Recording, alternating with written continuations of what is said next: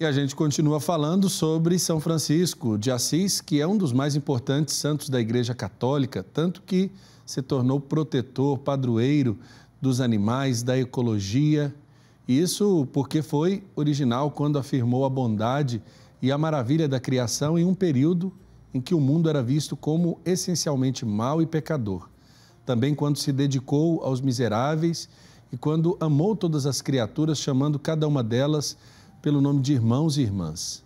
Para falar sobre a espiritualidade franciscana e essa bênção dos animais que acabamos de ver na reportagem, nós vamos conversar de forma remota com o Frei Edgar Alves, da Ordem dos Frades Menores e pároco da Paróquia de São Francisco de Assis, aqui em Goiânia. Bem-vindo, Frei, aqui ao programa Pai Eterno. Paz e bem. Muito obrigado. Paz eterna. Paz e bem para você. Obrigado por estarmos juntos nessa tarde e poder falar do nosso seráfico Pai São Francisco. Frei Edgar, nós acabamos de assistir uma reportagem especial sobre a bênção dos animais que a Paróquia São Francisco de Assis promoveu. Qual é o sentido dessa bênção? E muitas pessoas ainda se estranham de pensar que os animais têm uma bênção ou têm um espaço também ali na igreja para serem abençoados.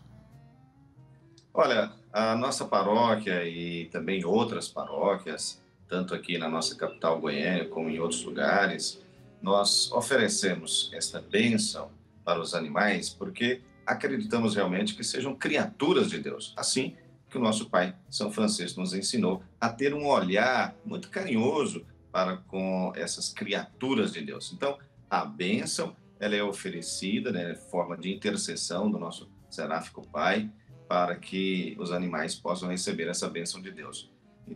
Eu vejo isso com muita naturalidade, com muita tranquilidade, né? Porque são criaturas de Deus, diferente da pessoa humana, claro, né? Pessoa humana é imagem e semelhança de Deus. Agora, o animalzinho é uma criatura de Deus, foi Deus que fez. E, sendo assim, pode, claro, receber uma bênção de Deus, sem dúvida nenhuma, né? E o nosso seráfico Pai vai interceder. A bênção, para que é? Para que a pessoa que esteja com o animalzinho, ela está agradecendo aquela convivência, aquele carinho, aquele estar junto, né? E reconhecendo também que Deus tem um olhar para com aquela criaturinha, né? Para com aquele ente que Deus fez, ou seja, aquela criatura que Deus fez. Então é importante que receba esta bênção e eu vejo que, né, já tem algum tempo que estou morando aqui, mas também em outros lugares que já morei, as pessoas trazem o seu animalzinho, não tem nada a ver com sacramento, não tem nada a ver com isso, né? Ou qualquer outro tipo de brincadeira nesse sentido, não é nada disso, não tem nada a ver com sacramento. Isso aqui é um sacramental, é uma bênção, né? Para que tanto a pessoa que esteja acompanhando o seu animal, ela também possa dar esse carinho para com o seu animal, né? E esse animal, ele vai perceber que tem este carinho, né, por parte dessa bondade de Deus que ofereceu essa bênção. Eu vejo isso com muita tranquilidade e realmente não vejo nada demais nesta bênção. Bonito. E o nosso seráfico Pai, eu acho que também tinha essa mesma visão. Agora, Frei, eu queria que o senhor resgatasse na história de São Francisco, onde a gente pode identificar essa proximidade dele para com os animais. E, de fato, essa ligação, ela sempre perdurou, foi muito forte, e ele passou isso também para os seus filhos espirituais? Sem dúvida nenhuma. Tem vários textos, vários, né? Eu vou lembrar de alguns deles aqui, ainda que rapidamente. Tem um texto muito interessante que São Francisco estava cantando e as andorinhas vieram perto dele, ficaram no seu ombro, ou ficaram ali perto dele, ele começou a pregar, né, a falar de Deus para as andorinhas, e elas ficaram ali atentas, e aí começou a cantar, e as andorinhas faziam barulho. Esse eu acho que é um dos episódios mais conhecidos do nosso Pai São Francisco. E foi daí que talvez o artista, ao fazer o imagem de São Francisco, colocou as andorinhas ali, seja no seu ombro, no seu braço, enfim, em algum lugar. Tem um outro episódio também que é muitíssimo interessante. Aconteceu numa cidade pertinho de Assis, chama Gúbio, onde o lobo, né, estava atacando a cidade, matando os outros animais, matando as pessoas, né? Machucando ali as pessoas. E as pessoas daquela cidade, de Guba, eles foram até Assis e pediram para São Francisco ir lá, para dar um jeito naquele animal tão feroz. E São Francisco foi até lá, né? Chegou lá onde estava, na floresta, gritou o lobo, né? Irmão lobo, vem aqui. O lobo apareceu, ele falou, vamos fazer um pacto, né? Resumindo assim a história, vamos fazer um pacto. Todos os dias, as pessoas da cidade vão deixar alimento para você aqui e você nunca mais vai entrar dentro da cidade e machucar ninguém. Aceita? Ele balançou com a cabeça, aceitando aquele pacto.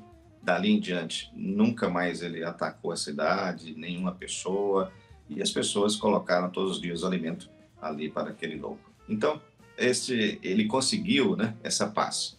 Ele conseguiu fazer uma paz entre o lobo feroz e as pessoas daquela cidade. Esse é um texto realmente histórico, verdadeiro, né? E isso nos motiva para termos um olhar para vencer, né, todos os conflitos, porque aí nós também herdamos de São Francisco esta questão de sermos homens da paz, de sermos mediadores da paz, né? De sermos instrumentos de paz, e nós podemos olhar aí com o nosso olhar de ecologia, com o nosso olhar de bênção dos animais, que ele fez com que, então, as pessoas amassem aquele animal em vez de odiar, em vez de querer matar, né? Então, com isso, o animal entendeu que podia ser amado, aceitou aquilo. Então, me parece aí também um bom texto para a gente aprender sobre isso. Existem outros aí muito conhecidos também, que São Francisco pregava para os peixes, que ele conversava com outros animaizinhos, né?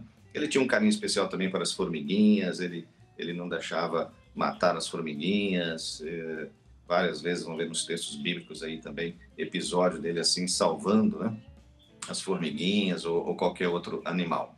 Então me parece também que a gente consegue ver nos textos bíblicos, nos textos de São Francisco, dos textos históricos de São Francisco, que ele realmente tinha esse carinho para com os animais. Isso passou para os frades, né?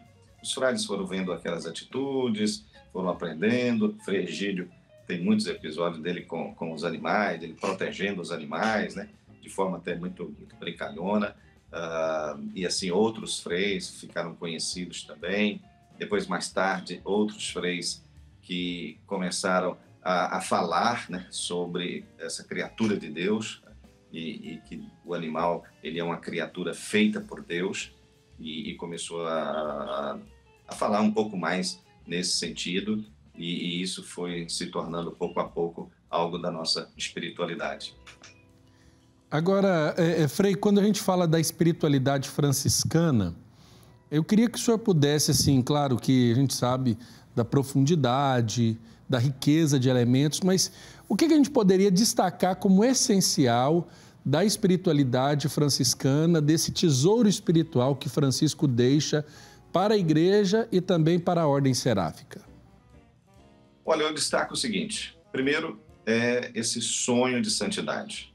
É possível ser santo. Então, quando São Francisco sonhou em ser santo, ele era um jovem de festas, de bebidas, né? De ir para a guerra, de tantas coisas aí erradas, e de repente ele mudou, ele converteu. Então, é possível essa conversão para qualquer pessoa. E vencer, né, os seus medos.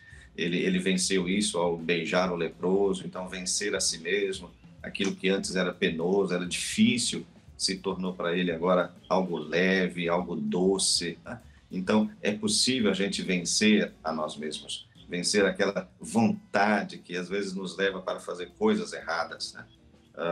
Às vezes você está aí com uma roda de amigos, por exemplo, né?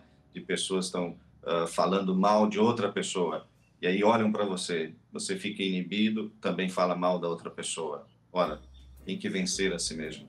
Se você colocar silêncio ali dentro, você vence a si mesmo. Você vence essa vontade, né? Porque às vezes você acompanha as outras pessoas a fazer coisa errada. Ou então alguém te mostra algo, olha aqui, e você fala, não vou olhar, não quero olhar. Mesmo que por dentro você esteja morrendo de curiosidade, toda aquela vontade de ver aquilo errado, né? Mas você fala, não vou olhar. Então, você vence a si mesmo. São Francisco conseguiu fazer isso, ele conseguiu vencer a si mesmo. Ele falava isso de vencer a própria vontade. Então, é por isso que ele diz, ó, quando eu abandonei o mundo, né, ou seja, quando ele deixou de fazer essas coisas, ele então se converteu para o Evangelho, e essa vivência radical do Evangelho. Outras coisas que sobressaem claramente, assim, ainda hoje, da nossa espiritualidade, é a pobreza, né, no sentido mesmo de despojamento, de não ser apegado aos bens, né? É a vida simples, é a vida humilde. Essa humildade é muito interessante também, porque significa você se colocar aí abaixo das outras pessoas, né? No sentido não de achar sempre que a outra pessoa é melhor do que você, não é isso, mas é você se sentir igual ao outro, então deixe que o outro possa ser o seu superior, ser aquela pessoa que você quer servir, né? Que é isso que o Evangelho nos fala, servir o outro. Então, acho que a nossa espiritualidade, São Francisco nos deixou isso muito claramente, né? Esta pobreza, esta simplicidade da vida. E quando a gente fala de São Francisco, isso sobressai, sem dúvida nenhuma. Outra coisa da nossa espiritualidade que eu acho que as pessoas ainda hoje são tocadas, claro, é a vida simples de São Francisco. Ele deixa a vida de riqueza e tudo isso e vai viver de um modo bastante simples. Então, essas coisas todas compõem, né, a vida fraterna. E o Papa Francisco, esses dias, você falou tanto aí no seu programa, né, você falou aí sobre a Fratelli Tutti, fala sobre a fraternidade. Então, o Papa Francisco, ele realçou isso outro dia, né, aí com a encíclica Fratelli Tutti, ou seja, todos os irmãos, todos são irmãos. Os animaizinhos são irmãos, a natureza criada, né? É irmã água, irmão sol, irmão fogo, e a pessoa humana, irmão, irmã, né? São todos nesse mundo fraterno. E São Francisco tinha esse olhar, isso não era da boca para fora.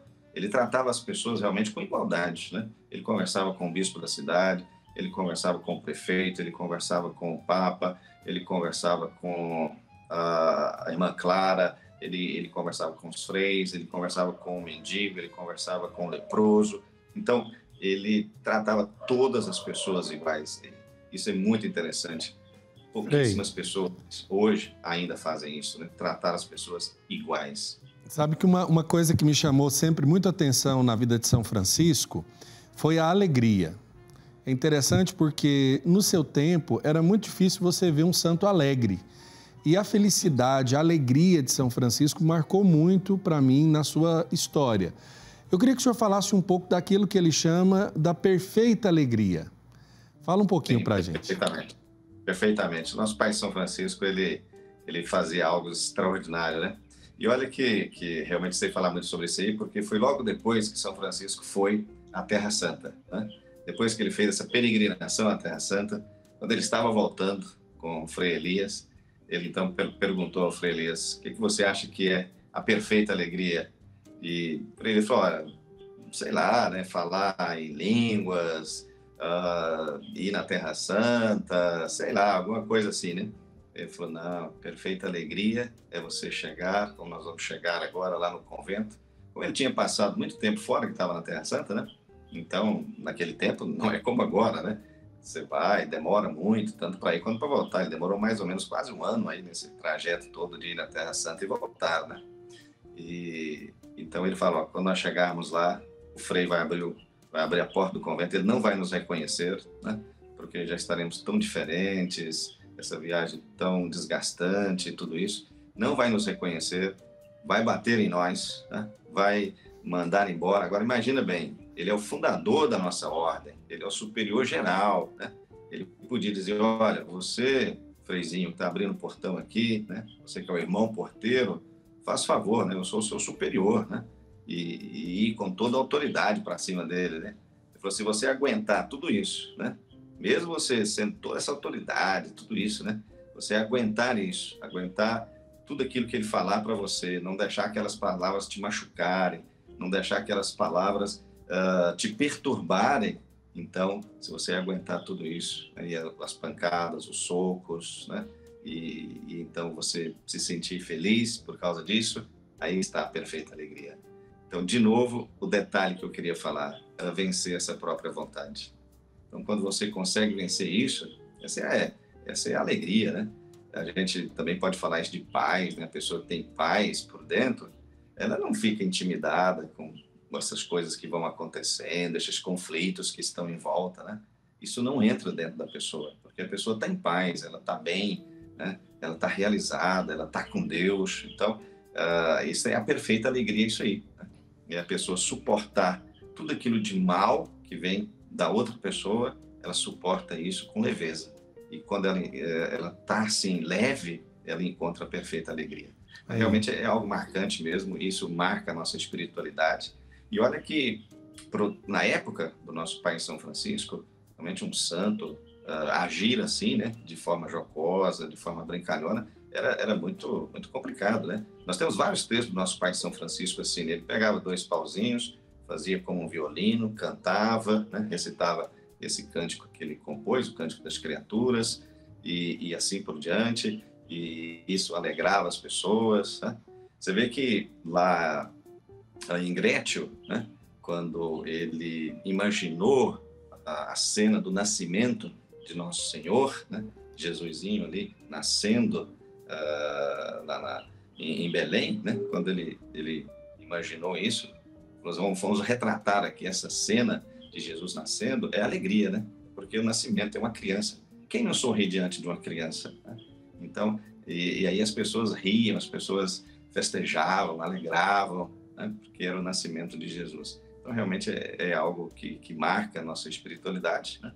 Marca também a época de São Francisco, e eu acho que marca hoje em dia também, porque às vezes eu vejo que as pessoas ainda têm uma caricatura, assim, seja do padre, seja do bispo, assim, sempre muito fechado, muito sisudo, né? E não precisa ser assim, né? A pessoa pode ser alegre, pode ser brincalhona, né?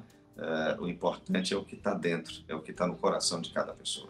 Frei Edgar, aí no espaço onde o senhor está, tem um crucifixo que a gente conhece muito bem, que é a Cruz São Damião. Fala um pouquinho do significado dessa cruz no encontro de São Francisco com o Senhor. Olha, foi bem no começo ainda, ali, quando São Francisco não estava sabendo bem o que fazer, né? Ele tinha acabado de ser preso, ficou 1 ano preso, por causa que ele queria ser cavaleiro e tudo isso. Aí tinha voltado para Assis, ainda estava nesse processo de conversão. E ele estava rezando numa capelinha chamada São Damião, por isso que chama Crucifixo São Damião. Ninguém sabe o autor dessa obra. Essa obra existe ainda até hoje, está lá na cidade de Assis, né? Um crucifixo. E ele estava lá rezando, um crucifixo bizantino, e ele estava lá rezando, e ele como que ouviu da boca do crucificado dizer: Francisco, vai e reconstrua a minha igreja. Nós sabemos que depois ele pensou que isso era realmente construir a igreja palpável, né? A igreja de pedras. Ele reconstrói a igrejinha que tinha alguns pedaços ali caindo, algumas paredes caindo. Então ele reconstrói essa igreja, reconstrói ainda uma outra chamada São Pedro e a Porciúncula, evidentemente, né, que ele reconstruiu ali. Então ele ajudou realmente a reconstruir fisicamente essas igrejas. Mas aí depois nós entendemos que o que Jesus estava querendo dizer era para ele reconstruir internamente, né? Porque ele foi um santo que fez uma revolução imensa dentro da igreja na sua época e ainda hoje, né? São Francisco ele é tão atual, né, mas tão atual, que ainda hoje é possível, de novo, a gente olhar para esse crucifixo e entender essa frase: vai e reconstrua a minha igreja, ou seja, construa outra vez, né? Essa reconstrução é algo realmente que São Francisco fez e ainda está fazendo, né? Reconstruindo a igreja até hoje. Então esse crucifixo, ele é um crucifixo que está mais relacionado à ressurreição, né? Não dá para ver muito direitinho, mas a ideia não é o crucifixo está pregado à cruz, mas ele está como que saindo da cruz, né? Então existe um fundo preto ali atrás do crucificado e ele está como que saindo da cruz, dizendo: olha, eu estou ressuscitado, eu estou vivo, eu estou presente, né? Dá para ver claramente as marcas das chagas, né, nas mãos, nos pés, o corte da lança. Tem alguns personagens ali que são muito bem identificados, outros que apagaram com o tempo, não dá para identificar bem. São os personagens que estão bem no pé ali do crucificado. Mas ela é uma imagem muito interessante e uma imagem que nos fala muito de perto para nós. Tem alguns personagens ali que são muito marcantes também. Mas olhando apenas para o crucificado, que é esse que sobressai, então esse ressuscitado. Por isso que a nossa espiritualidade, né, a gente fala de Jesus pobre e crucificado, porque nós olhamos para Jesus pobre, ele nasceu de uma família pobre, né? Nossa Senhora é uma família muitíssimo pobre, e o crucificado. São Francisco tinha um amor, né, muito grande pelo crucificado, muito grande mesmo. Tanto que o nosso hábito, ele é em forma de cruz, né?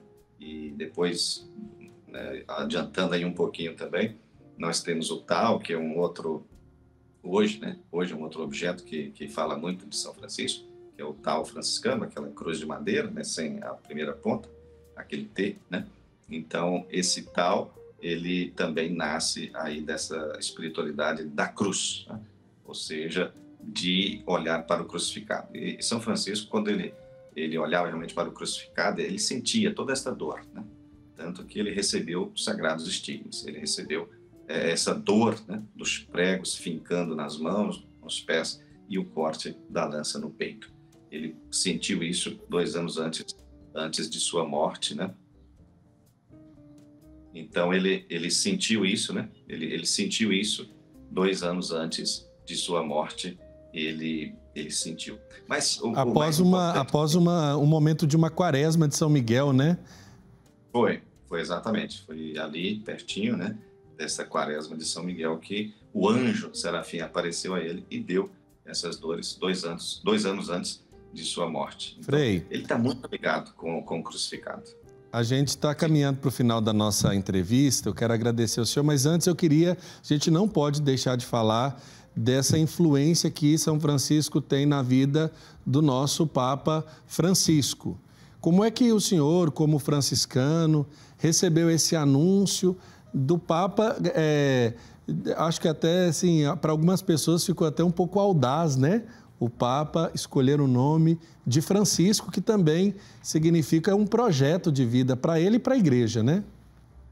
Eu acredito que sim, acho que esteja muito aí nessa linha. E para nós, né, quando ele foi eleito e que ele anunciou esse nome, eu fiquei muito feliz. Depois nós começamos a pensar sobre isso, como ordem, como que isso nos valorizou, como que isso projetou o nosso pai São Francisco, ainda mais, né? Claro que ele é um santo super conhecido no mundo todo, mas quando o Papa escolheu esse nome pela primeira vez, né?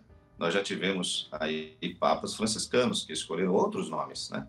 Mas ele escolheu esse nome e assim nos honrou muito. E eu acho que ele tem muito mesmo do Papa Francisco. Outro dia eu escrevi aí um artigo sobre isso, falando dessa proximidade do Papa Francisco com o nosso pai São Francisco e como os dois têm algo muito em comum em alguns aspectos, né? Dessa própria restauração da Igreja. Mas aí é nesse sentido que nós ficamos todos muito felizes, e ainda estamos, né, os franciscanos estão muito felizes com o nome que o Papa escolheu de Francisco. Realmente é algo que trouxe, né, aí algo novo para a Igreja, ao mesmo tempo é esse olhar de restauração, esse olhar, nós vamos mudar, né? Nós vamos voltar a esta simplicidade da vida, precisamos voltar a esta humildade, né? Então a Igreja também precisa pensar isto, sair de dentro dessa proteção, né, e ir ao encontro do leproso. E aí nós podemos pensar quem é o leproso de hoje, os leprosos de cada país, enfim, né? Nós temos aí uma possibilidade imensa de pensar sobre isso. São Francisco teve essa coragem, ele teve essa audácia e ele conseguiu fazer isso, né? Ele saiu dessa proteção da cidade de Assis, foi morar com os leprosos e cuidar desses leprosos. Então, também é um sentido muito bonito aí, o Papa tem nos chamado a atenção para isso, né? Para a gente também não ficar apenas esperando que as pessoas nos venham procurar, né, como igreja, mas que a gente possa sair, ir ao encontro daquele que está precisando, daquele que está desprezado no nosso mundo atual. Então, acho que o Papa nos chama muita atenção, realmente, e a gente está muito feliz com o Papa ter escolhido o nome do nosso seráfico pai, São Francisco. Aí, muito obrigado, Frei Edgar. Para terminar a nossa entrevista, vou pedir para o senhor dar a bênção franciscana para todos nós que estamos acompanhando esse momento. um prazer, viu? A gente poder dar essa bênção no dia do nosso seráfico Pai São Francisco. O Senhor esteja sempre com você. Ele Que o Senhor te está nos irmãos. abençoe e te proteja. Amém. Que o Senhor mostre a sua face e se compadeça de você. Amém. Que o Senhor volte para você o seu olhar e que Ele te dê sua paz. Amém. Com a intercessão do nosso seráfico Pai São Francisco, a bênção do Deus Todo-Poderoso, Pai, Filho e Espírito Santo. Amém. Amém. Paz e bem. Paz e bem, forte abraço. Feliz dia do Pai Seráfico. Obrigado. Eu estou bom passado. Um grande abraço aí para vocês. Para todos nós. Paz e bem. Paz e bem.